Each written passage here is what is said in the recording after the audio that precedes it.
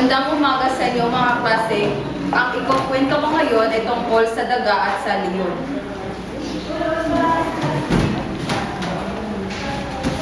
Isang daga ang nakatuwaang maglaro sa likuran na isang natutulog na leon.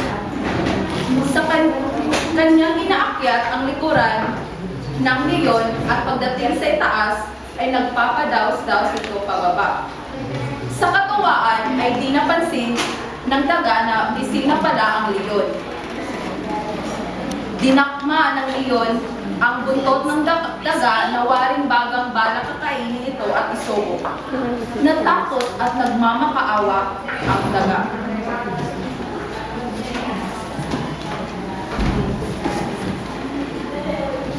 Ipagpapalito mo, kaibigan. Wala pa akong balak na kamalain ang pagtulog mo. Wala akong masamang hangarin.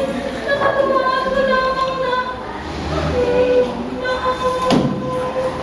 napagagawa ng iyong likuran. Pagkawain mo ako, huwag mo akong kainin. Sabi ng daga sa leon.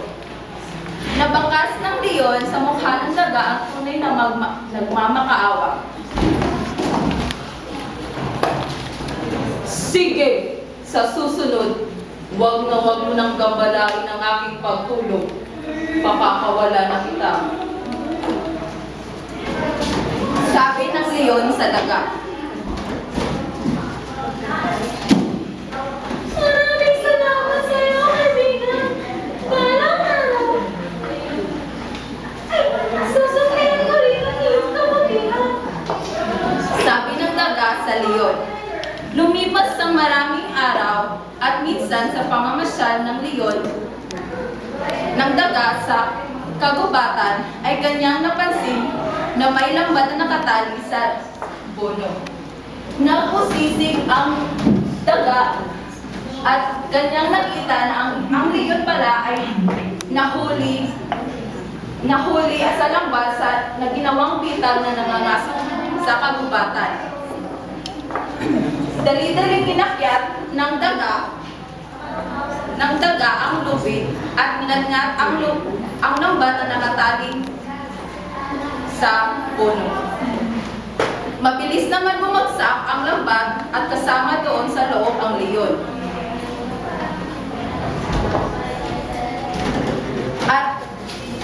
At nang bumagsak ang lambat na kasama doon sa loob ng leon, dali-dali naman pinakawalan tinulungan ng daga ang leon para ito makawala.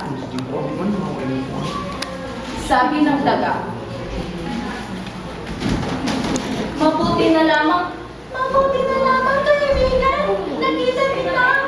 Kung hindi, kinain ka na ng mga kaso. Sabi ng leon, Maraming salamat, kaibigan. Utang ko sa iyo ang aking buhay. Laking pasasalamat ng daga ng leon sa daga.